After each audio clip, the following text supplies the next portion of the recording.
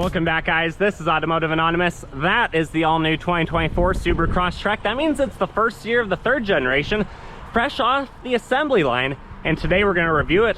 So we're going to do a walk around, go through the specs, initial driving impressions, 0 to 60 with the GPS, and final thoughts to decide, is this 2-liter premium 2024 Crosstrek potentially worth your time and money, or should you be leaving it at the lot and going to check out the competition? I do want to say big thanks to Twin Falls Subaru for letting me borrow it for the day, and we're gonna dive right in. One of the biggest upgrades you guys will notice right off the bat if you're familiar with Subarus is now the premium gets very bright LED headlights and fog lights, which I really like because those halogens just weren't cutting it for nighttime driving.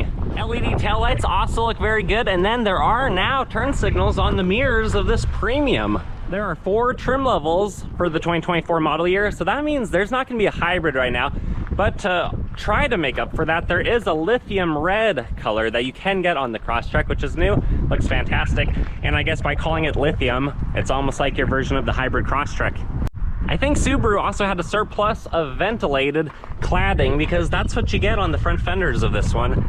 It looks okay, it doesn't look too out of place because overall it does look fairly sporty, at least in this color. Something Subaru did really well is they kept the base pricing the same. So before destination, a base starts at $25,000. This one starts at a little bit over $26,000, but it has a few extra options and goodies that put it closer to $30,000. So they are priced very competitively to the outgoing second generation. Unfortunately, you can no longer get a manual transmission on this third gen. So if you really want one, you need to go find a 2023 base or premium while you still have a chance. But the CVT, representing 8 simulated gears, is actually quite a bit better feeling, in my opinion, than the outgoing one with 7 simulated gears. We're about to dive into all the nitty-gritty specs, but the other main difference is now there's also no CD player, and you get the 11.6-inch touchscreen. When you go premium or above, that's the option that you get. Otherwise, this new Crosstrek has about the same presence as the outgoing second generation. It's roughly 14.7 feet long, 5.3 feet tall, 6 feet wide. It has Subaru symmetrical all-wheel drive, a 370 final drive ratio, which means it's decent at putting down torque, but also getting good MPG. 8.7 inches of ground clearance. They can tow about 1,500 pounds, but if you get the Wilderness, that can now tow 3,500 pounds. These weigh 3,300 pounds. It does a full circle in 35 feet, which is surprisingly the same as the Subaru BRZ. So they look very similar in shape to the second generation, which looked very similar in shape to the first generation.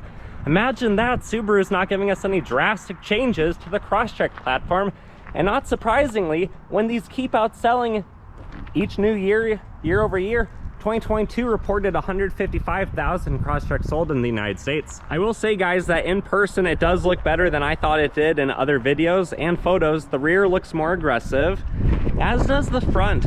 And I guess Subaru is thinking, if it ain't broke, don't fix it. There are 4 trim levels as mentioned. I really want to see a 5th one. I want to see a turbo 2.4 to make this almost like a hot hatch off-road version, as some of you other guys do.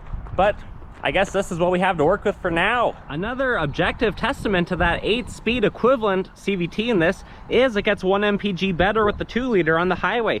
So you have a 16.6 gallon tank located right there on the passenger side, 27 city, 34 highway. Means when you're fully filled up, you're gonna be road tripping for about 550 miles between fill-ups. Although I do recommend you get out and stretch in that time, because even though this has heated seats, you don't want your back to be sore, especially when you're cruising around in the Crosstrek. I'm sure you guys are ready for me to get out of the wind, as am I, because you want to see the interior.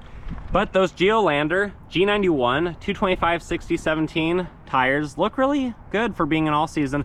And then I always have mixed feelings about the two-tone Subaru color wheels, but I do think these refreshed wheels on this new premium look pretty decent. It's right for some off-road adventures. That and the cladding, you're good to go basically wherever you want. And then with the proximity key, you can just leave that thing in your pocket. You can lock and unlock the vehicle, and you can pay for the My Subaru app to get a remote start. The door panel looks very good, very Crosstrek in design. Not a whole lot has changed. Different cloth material on the door card. Soft touch with some good stitching. Nice big door handle that has a little bit of a lip you could grab or store some pennies down there if you want. You have the exact same carryover window switch control. Speaker, it's unnamed, bottle holder, and some snacks, but you pay for the whole door panel. You really should be getting the whole door panel. Like this video, if you want Subaru to include the whole door panel, or if you like the new Crosstrek. Otherwise, nothing on the door sill, not even the baby size that you get on some other Subarus. All other mats look really good, rubberized pedals. You have the fuse box, hood release, OBD2 port down there, knee airbag, and that's all you get on this one is just lighting. Otherwise, you have the lighting stock up here and automatic controls on your seat. They're bolstered fairly well, and honestly, Subaru cloth seats are really comfortable. And then you have the power moonroof up top. Sitting inside the Crosstrek feels very familiar because I've put over 40,000 miles and I've driven a bunch of other ones. But it fires right up, the needles did their little dance. The wheel, you'll notice, is not leather wrapped. There's no stitching. It's just like a polymer material. But you have all of your voice and audio controls on the left, slightly different from the last gen, and all of your adaptive cruise control settings on the right. You have paddle shifters for the 8-speed back there, and I'll show you what you have on the center display. The horn is fairly loud on this one. Otherwise, everything looks very familiar. Everything is soft touch, comfortable. You have very good visibility. And then you have that giant 11.6-inch screen that has Android Auto and Apple CarPlay. You can get to vehicle dynamics right there, auto vehicle hold. I do wish it automatically had auto vehicle hold on and auto start stop turned off, because that's just kind of a nuisance on these, but to each their own, and I guess the EPA is demanding it. Otherwise, the screen is okay. The reverse camera, I don't honestly think is any better on this larger screen because it's a small size than what you had on the outgoing that had the 8-inch or the 6.5-inch. And then to get to X mode, you have to go through the screen right there. But something I do like is the display right there instead of having the split screen on the dashboard. Anyways, you have a 3-amp plug-in right there and just the typical 2.4 aux. Nice rubber lined area. Easy to use shifter to manual mode, electronic parking brake, heated seats. You have cup holders that have a rubber lined bottom, which is nice. A 12-volt, a little bit of storage as if you'd had CDs still, but there's nowhere to plug them in, but that seems to be almost a carryover. And then you have a big center console that has nothing in it. Anyways, up top, this one has the compass, auto dimming mirrors, and home link, and then your controls to tilt and to slide the sunroof, which is optioned. On this one, you also have the sunshade if you don't like that being open. Anyways, we're gonna turn it off. We're gonna hop in the back and we're gonna see how we fit behind ourselves at 5'11". Door panel looks a little bit different than the outgoing model. It's more noticeable back here than up front. Like where the handle is in the lock, you still have a big door pocket, your one button right there. That gives you the feeling of power. And then your speaker, which is unnamed, bottle holder, some snacks, and at least it covers a larger percent of the total thinner width of the bottom of the door panel. And then a little bit of mountainous rubber lining if you need a step there to get up to your raised roof rails that this one has. And then a 60/40 split. Same way to drop it, very light, very thin, has the all-weather mats on the back. And you know what else? There's a surprise back here. Something else that the previous Crush owners didn't get. But hold your horses. We gotta talk about this lack of a map pocket in front of you. Not all Subarus offer both, and this is one that doesn't. But you have some plugins back here. All right, I can't keep it from you guys any longer. You have some cup holders and an armrest in the center. Something that most previous Crosstreks did not have. So at 5'11", it's pretty comfortable. Surprisingly, these have an insane amount of knee room compared to a lot of other vehicles in the class and what, you know, other vehicles are this size in general. But let's hop out here. Let's go around to the hatch, see what else the 3rd gen has to offer. No power lift gate, so you can even push the button back here and let it beep at you all at once, but it's not gonna lift it up. So we're just gonna grab the button from down there. Those shocks really do a good job of helping. And then you have roughly 20 cubic feet back here, about a cubic foot less than the outgoing model. If you drop the seats, you have about 54, which is also about a foot less. But you have a nice sunshade, you have an incandescent light, and then you have some cup holders or soup holders back here on each side behind the wheel well. Otherwise, this has the rubberized mats, it has the cargo bag, and then you have your temporary spare tire down here that's not a full size, with all your tools and a spot to hide a Snickers, because when you have a flat, when you have to get down here and change it, I don't think you're gonna be acting like yourself. Anyways, let's drop that, throw the hatch down, and come around to the rear passenger. We're gonna keep it short because not much is different on this side versus the driver's side. The main difference is the map pocket. This is where your responsible backseat driver goes, behind the passenger. That way you as a driver can also keep an eye on them. And then it's the 60 split, which again is pretty light for how big it is. Proximity key to lock and unlock features. And then if you're gonna ride shotgun, you return to the land of a minimally larger door pocket. You have a couple extra controls, the same door card, and just a nice door panel in general with the fake carbon fiber theme that Crosstreks are known for. Otherwise, nothing on the door sill. You don't have power seats on this side. Only the driver gets those. You still get the manual bar to slide and then to pull back. But our backpack is doing well. This one's not rated for safety yet on the window sticker, but the outgoing ones were basically a top safety pick, so that means they're very safe. 5-star crash test overall. Non-locking glove box, nothing to plug in, but it's actually decently sized for this class, and then no extra storage above it or on the side like you might get in the Subaru Outback. I know you guys are wondering, what does the 2-liter look like under the hood? So let's pop it and find out. There it is. Now, if you're saying, dang, that looks familiar, well, you're absolutely right. It's the same 2-liter from the last generation and basically the same under the hood configuration all around. You have all of your reservoirs easy to get to right up top, the battery with the positive and the negative terminal, the oil filter with the 0W16 full synthetic this time, the oil dipstick over here right in front of the alternator, and then you have the fancy plastic cover so that you don't lose your fingers in the serpentine belt, because you don't want to be looking for those. That could take a while and you're going to need to get to the hospital. Otherwise, you have the induction through the grill, through the filter in the box, the baffling to quiet it down, the throttle body, and then the upper intake manifold. And then you can see the block and its numbers. It's horizontally opposed. That means 2 cylinders, 2 pistons punching away on each side. It honestly fits really well in this platform. It makes about 152 horse, 148 pound-feet of torque, and in some models you can get the 2.5 boxer, which personally is what I would do. It makes about 30 more horse, which is roughly 20% more power, and at our altitude it's extremely noticeable, as you're going to see in the driving impressions. But let's drop the hood, take it for a drive. It's time to teleport to one of my favorite roads, take it on the road, and see just how it handles. And if you like this video, don't forget to like this video.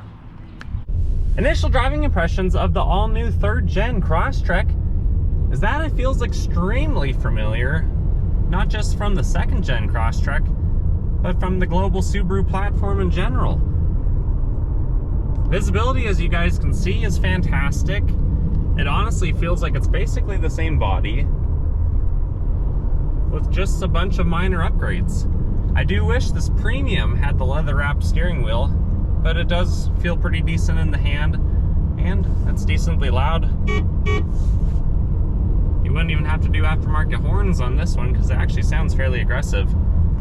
But this is the 2-liter, so let's see how it does at 50 miles per hour if you have to pass some tractors, some semis, or something else.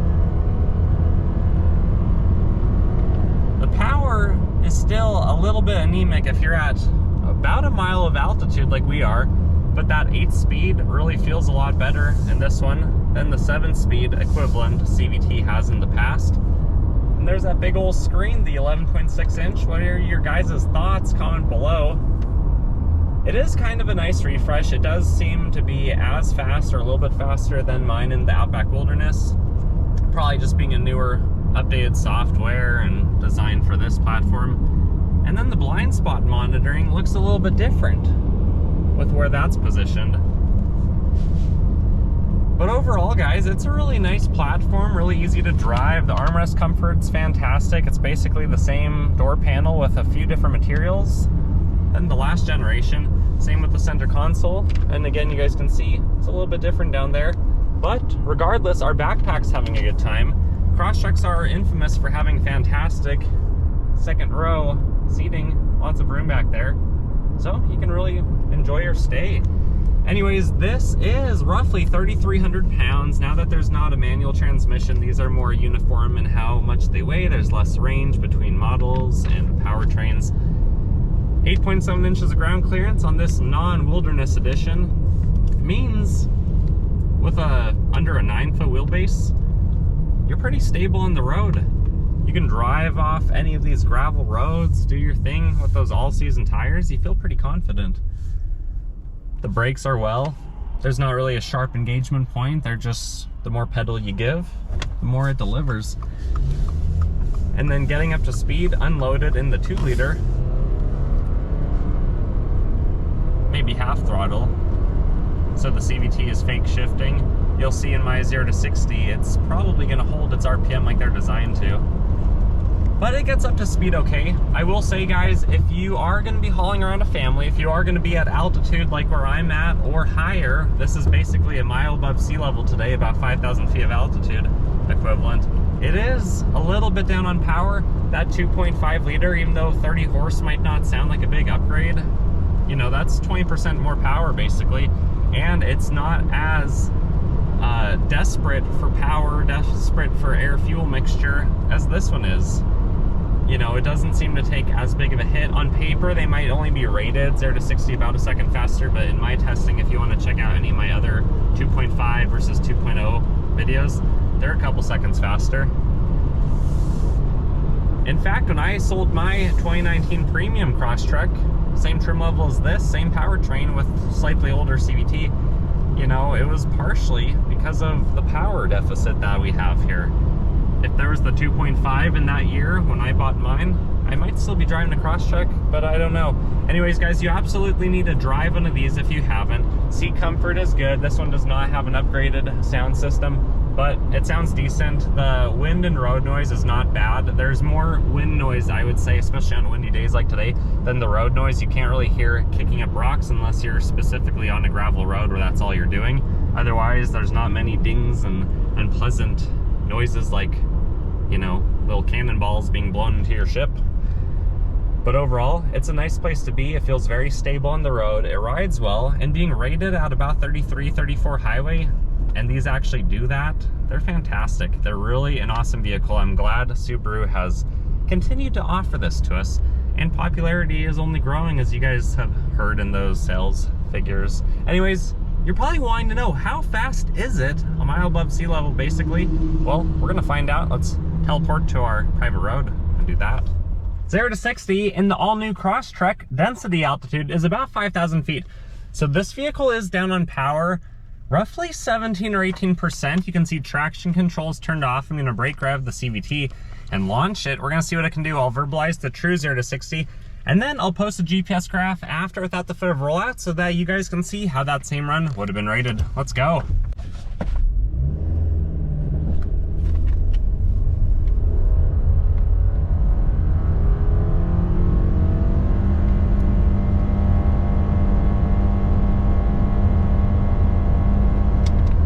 And true 0 to 60 came in at 11.63 seconds. Final thoughts of the 2024 Subaru Crosstrek Premium, the first year of the 3rd generation, is honestly, it's extremely similar to the 2nd generation, as you guys can probably tell, more so than the 3rd gen Tacoma was even to the 2nd gen Tacoma, because even though that was basically the same body with a few differences, it even had a different engine. Whereas these have the same carryover engines from Subaru. That 2-liter is starting to show its age. The performance of it is decent if you're not at altitude, if you're at sea level, or if you're not going to try to tow or have the vehicle weighed down too often or go up in the mountains. You know, then it's absolutely adequate.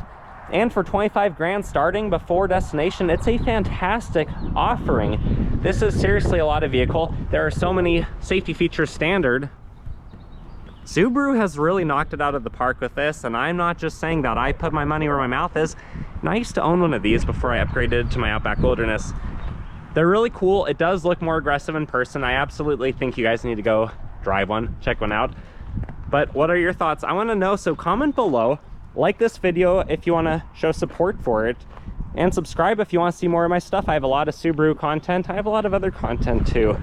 But until next time, guys, I hope you have a fantastic rest of your day. Take care.